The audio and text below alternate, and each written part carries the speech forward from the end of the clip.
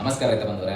ಈ ಒಂದು ಚಳಿಗಾಲದ ಸಮಯ ಯಾವ ರೀತಿಯಾದಂತಹ ಒಂದು ಸಮಯ ಅಂತಂದ್ರೆ ಒಬ್ಬ ಸಾಮಾನ್ಯ ರೈತನನ್ನು ಕೂಡ ಪ್ರಗತಿಪರ ಹಾಗೂ ಒಬ್ಬ ರೈತೋದ್ಯಮಿಯನ್ನಾಗಿ ಮಾಡುವಂತಹ ಒಂದು ಸಮಯ ಇದಾಗಿರ್ತದೆ.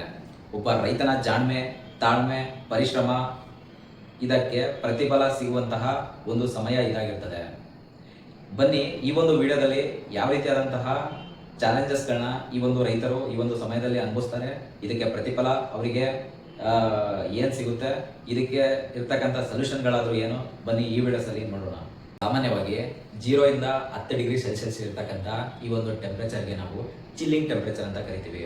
ಈ ಒಂದು ಚಿಲ್ಲಿಂಗ್ ಟೆಂಪ್ರೇಚರ್ ಬಂದ್ಬಿಟ್ಟು 4 ದಿನ ಏನಾದರೂ ಕಂಟಿನ್ಯೂಸ್ ಇತ್ತು ಅಂದರೆ ಈ ಒಂದು ಬಿತ್ತನೆ ಮಾಡಿದಂಥ ಬೀಜಗಳು ಅಲ್ಲಿ ಸರಿಯಾಗಿ ಮೊಳಕೆ ಹೊಡೆಯೋದಿಲ್ಲ, ಅಥವಾ ಅಲ್ಲಿ ಏನಾದರೂ ಮೊಳಕೆ ಬಂದಿತ್ತು ಅಂದರೆ ಮೊಳಕೆಗಳು ಗಟ್ಟಿಯಾಗ್ಬಿಡ್ತದೆ. ಮೇಲ್ಗಡೆ ಸಸಿ ಬಂದಿರುತ್ತಲ್ಲ, ಸಣ್ಣ ಚಿಕ್ಕ ಸಸಿಗಳು, ಅದು ಹಳದಿ ಆಗ್ಬಿಟ್ಟು ಗಟ್ಟಿಯಾಗ್ಬಿಟ್ಟು ಅಲ್ಲಿ ಸತ್ತೋಗುತ್ತೆ. ಹಾಗಾಗಿ ನೀವು ಈ ಒಂದು ಚಿಲ್ಲಿಂಗ್ ಟೆಂಪ್ರೇಚರ್ ಏನಾದರೂ ಅಲ್ಲಿ ವಾತಾವರಣದಲ್ಲಿ ಇತ್ತು ಅಂತಂದರೆ ನೀವು ಅಲ್ಲಿ ಈ ಒಂದು ಚಿಲ್ಲಿಂಗ್ ಟೆಂಪ್ರೇಚರ್ ದಾಟೋವರೆಗೂ ಯಾವುದೇ ಬಿತ್ತನೆಯನ್ನ ನೀವು ಅಲ್ಲಿ ಕೈಗೊಳ್ಳಕ್ಕೆ ಹೋಗಬೇಡಿ. ಸಾಮಾನ್ಯವಾಗಿ ಈ ಒಂದು ಚಿಲ್ಲಿಂಗ್ ಟೆಂಪ್ರೇಚರ್ ಅಲ್ಲಿ ಏನಾಗುತ್ತೆ ಅಂತ ನೋಡೋದಾದ್ರೆ, ನಮಗೆ ಮೂಡಣದಿಂದ ಈ ಒಂದು ಡಿಸೆಂಬರ್ ಅಲ್ಲಿ ಗಾಳಿ ಬರ್ತದೆ. ಈ ಒಂದು ಡಿಸೆಂಬರ್ ಅಲ್ಲಿ ನಮಗೆ ಈ ಒಂದು ಲಾಂಗ್ ನೈಟ್ಸು, ಶಾರ್ಟ್ ಡೇಸು ಇಲ್ಲಿ ಕಂಡುಬರುತ್ತೆ. ಇಲ್ಲಿ ಲ್ಯಾಕ್ ಆಫ್ ನಮಗೆ ಬೆಳಕು, ಸರಿಯಾಗಿ ಸೂರ್ಯನ ಬೆಳಕು ಈ ಒಂದು ತಿಂಗಳಲ್ಲಿ ನಮಗೆ ಸಿಗೋದಿಲ್ಲ. ಅದೇ ರೀತಿ ನಮಗೆ ಇಲ್ಲಿ ಸಿಗ್ತಕ್ಕಂಥ ಇನ್ನೊಂದು ಪ್ರಾಬ್ಲಮ್ ಏನಂತಂದ್ರೆ, ತುಂಬಾ ಯಥೇಚ್ಛವಾಗಿ ಮೂಡಣದಿಂದ ಬೀಸ್ತಕ್ಕಂಥ ಈ ಒಂದು ಮೂಡ್ ಗಾಳಿ ಯಥೇಚ್ಛವಾಗಿರ್ತದೆ. ಇದರಿಂದ ಟೆಂಪ್ರೇಚರ್ ಕೂಡ ಡಿಕ್ಲೈನ್ ಆಗಿರುತ್ತೆ. ಈ ಒಂದು ಗಾಳಿಯು ನಮ್ಮ ಸಸ್ಯದ ಮೇಲೆ ಬೀಳುವುದರಿಂದ ಸಸ್ಯದಲ್ಲಿ ಇರತಕ್ಕಂಥ ಈ ಒಂದು ಎಲೆಗಳು ಏನಾಗುತ್ತೆ ಅಂತಂದ್ರೆ, ಎಲೆಗಳು ಒಂದು ಉದ್ದಕ್ಕೆ ಬೆಳ್ಕೊಳ್ಳುತ್ತೆ, ಒಂದು ಗಿಡಕ್ಕೆ ಬೆಳ್ಕೊಳ್ಳುತ್ತೆ, ಒಂಥರ ತಿರುಚಿದಂಗೆ ಆಗುತ್ತೆ. ಯಾವ ರೀತಿಯಾಗಿ ಚಳಿಗೆ ಶಟ್ಕೊಂಡಿರುತ್ತಲ್ಲ, ಈ ರೀತಿಯಾಗಿ ತಿರುಚಿ ಆ ರೀತಿಯಾದಂತಹ ಎಲೆಗಳ ರಚನೆಯನ್ನ ನಾವು ಈ ಒಂದು ಚಳಿಗಾಲದಲ್ಲಿ ನೋಡಬಹುದಾಗಿದೆ. ಅದೇ ರೀತಿ ಇನ್ನೊಂದೇನಾಗುತ್ತೆ ಅಂತಂದ್ರೆ, ನಾವು ಚಳಿಗಾಲಕ್ಕೆ ಹೋದಂಥ ಸಂದರ್ಭದಲ್ಲಿ ನಮ್ಮ ಈ ಒಂದು ಮೇಲ್ಮೈ ಚರ್ಮ ಯಾವ ರೀತಿಯಾಗಿ ಒಡೆಯುತ್ತಲ್ಲ ಈ ಒಂದು ಚಳಿಗಾಲಕ್ಕೆ, ಅದೇ ರೀತಿ ಸಸ್ಯದಲ್ಲೂ ಕೂಡ ಮೇಲ್ಮೈ ಚರ್ಮ ಅಲ್ಲಿ ಕೂಡ ಹೊಡೆಯುತ್ತೆ. ಅದರಲ್ಲೂ ಕೂಡ ಕ್ರ್ಯಾಕಿಂಗ್ ಬರುತ್ತೆ.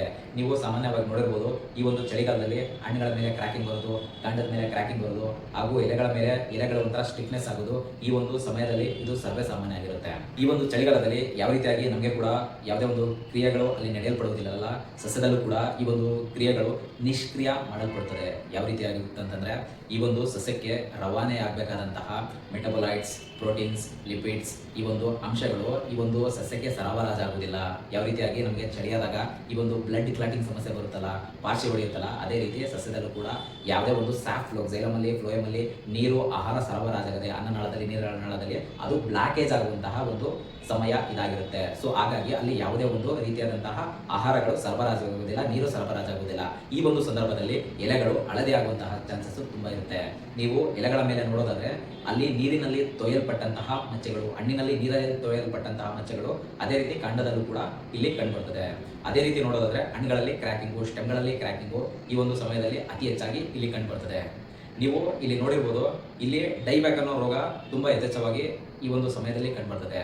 ಏನಾಗಿರುತ್ತೆ ಅಂತಂದ್ರೆ, ಸ್ಟೆಮ್ಮು ತುದಿಯಿಂದ ಕೆಳಗಡೆ ಒಣಕೊಂತ ಬರೋದು ಈ ಒಂದು ಸಮಯದಲ್ಲಿ ಸರ್ವೇ ಸಾಮಾನ್ಯ ಆಗಿರ್ತದೆ.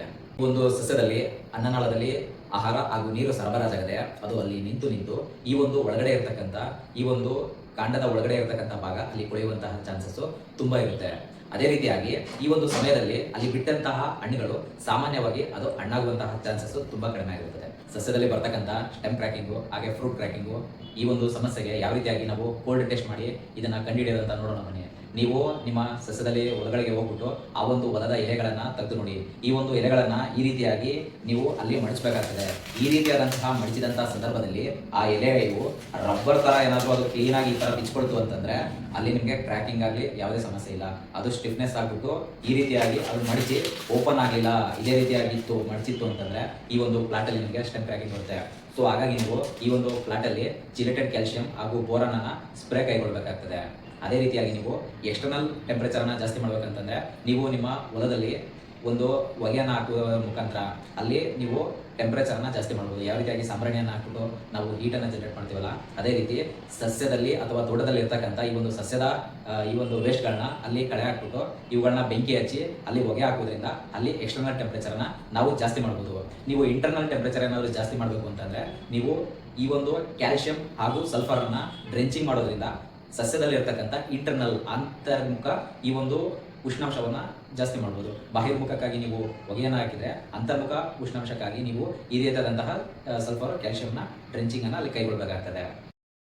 ಗೊಬ್ಬರ ಕೊಡುವ ಮುಖಾಂತರ ನೀವೇನಾದರೂ ಇಂಟರ್ನಲ್ ಅಂತರ್ಮುಖ ಉಷ್ಣಾಂಶವನ್ನು ಜಾಸ್ತಿ ಮಾಡಬೇಕು ಅಂತಂದರೆ ನೀವು ಕೂಡಲೇ ಅಮೋನಿಯಂ ಸಲ್ಫೇಟ್ 20 kg, ಅದ್ರ ಜೊತೆ zinc sulphate 10 kg, ferrous sulphate 10 kg ಇವುಗಳನ್ನು ನೀವು ಅಲ್ಲಿ ತೋಟದಲ್ಲಿ ಸಿಗ್ತಕ್ಕಂಥ ಒಣ ಮಣ್ಣು ಜೊತೆ ಹಸಿ ಮಣ್ಣು ಜೊತೆಗೆ ಮಿಶ್ರಣ ಮಾಡಬೇಡಿ. ತೋಟದಲ್ಲಿ ಇರ್ತಕ್ಕಂಥ ಒಣ ಮಣ್ಣು ಜೊತೆ ಈ ಒಂದು ಕಾಂಬಿನೇಷನ್ ಅಲ್ಲೇ ಮಿಶ್ರಣ ಮಾಡ್ಕೊಳ್ಳಿ. ಇದ್ರ ಜೊತೆ ನೀವು 3 kg ಸಲ್ಫರ್ನ ತಗೊಳ್ಬೇಕಾಗ್ತದೆ. ಇವುಗಳನ್ನ ಮಿಶ್ರಣ ಮಾಡ್ಕೊಂಡ್ಬಿಟ್ಟು ತೋಟದಲ್ಲಿ ಎರಚುತ್ತಾ ಬನ್ನಿ. ಈ ರೀತಿಯಾಗಿ ನೀವು ತೋಟದಲ್ಲಿ ಎರಚೋದ್ರಿಂದ ಈ ಜಿಂಕ್ ಸಲ್ಫೇಟ್ ಮತ್ತು ಫೆರಸ್ ಸಲ್ಫೇಟ್ ಫಾರ್ಮಲ್ಲಿ ಇರ್ತಕ್ಕಂಥ ಒಂದು ಫಾರ್ಮುಲೇಷನ್ ಆಗಿರುತ್ತೆ. ಯಾವಾಗ ಈ ಒಂದು ಸಲ್ಫೇಟ್ ಫಾರ್ಮುಲೇಷನ್ ಕೈಗೂಡುತ್ತಲ್ಲ ಅಲ್ಲಿ ಟೆಂಪ್ರೇಚರ್ ಡೆವಲಪ್ಮೆಂಟ್ ಆಗುತ್ತೆ. ಈ ಒಂದು ಟೆಂಪ್ರೇಚರ್ ಸಸ್ಯಕ್ಕೆ ಬೇರಿನ ಮುಖಾಂತರ ಹೋಗ್ಬಿಟ್ಟು ಸಸ್ಯದಲ್ಲಿ ನಿಷ್ಕ್ರಿಯಗೊಂಡಿರ್ತಕ್ಕಂಥ ಈ ಒಂದು ಕ್ಲೋರಸಿಸ್ ಆಗಲಿ ಅಲ್ಲಿರ್ತಕ್ಕಂಥ ಸ್ಯಾಫ್ಲೋ ಆಗಲಿ ಅನ್ನನಾಳ ಹಾಗೂ ನೀರಿನ ನಾಳದ ಈ ಒಂದು ನಿಷ್ಕ್ರಿಯಗೊಂಡಂತಹ ಈ ಒಂದು ಲೈನ್ಗಳನ್ನು ಇದು ಕ್ಲಿಯರ್ ಮಾಡ್ತದೆ. ಸಸ್ಯದಲ್ಲಿ ಚಳಿಗಾಲದಲ್ಲಿ ಬರ್ತಕ್ಕಂಥ ಮುಖ್ಯ ರೋಗಗಳು ಯಾವುವು?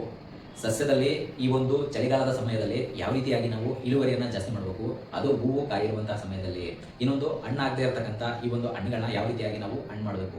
ವಿಗರನ್ನ ಕಳ್ಕೊಂಡಿರ್ತಕ್ಕಂಥ ಸಸ್ಯದಲ್ಲಿ ನಾವು ಯಾವ ರೀತಿಯಾಗಿ ಅದರಲ್ಲಿ ವಿಗರನ ಪ್ರಚೋದನೆಯನ್ನು ಅದರಲ್ಲಿ ತುಂಬಬೇಕು. ಇನ್ನೊಂದು ಲಾಂಗ್ ನೈಟ್ ಹಾಗೂ ಶಾರ್ಟ್ ಡೇ ಇರತಕ್ಕಂಥ ಈ ಒಂದು ಸಮಯದಲ್ಲಿ ಯಾವ ರೀತಿಯಾಗಿ ನಾವು ಈ ಒಂದು ಸ್ಟಿಮ್ಯುಲೆಂಟ್ಗಳನ್ನ ಕೊಡೋದ್ರಿಂದ ಈ ಒಂದು ಸಸ್ಯಕ್ಕೆ ಫೋಟೋಪಿರಿಯಡಿಸಮ್ಗಳನ್ನ ನಿಯಂತ್ರಣ ಮಾಡಿಬಿಟ್ಟು ಇಳುವರಿಯನ್ನು ಹೆಚ್ಚಿಸ್ಬೋದು ಅನ್ನೋದು ನಿಮ್ಗೆ ಏನಾದರೂ ಮಾಹಿತಿ ಬೇಕಂತಂದ್ರೆ ಪಾರ್ಟ್ 2 ಬೇಕಂತ ಹೇಳಿ ಕಮೆಂಟ್ ಮಾಡಿ. ಆದಷ್ಟು ಬೇಗ ನಾನು ವಿಡಿಯೋನ ಮಾಡ್ತೇನೆ. ವಿಡಿಯೋ ವೀಕ್ಷಿಸಿದ್ದಕ್ಕಾಗಿ ಧನ್ಯವಾದಗಳು.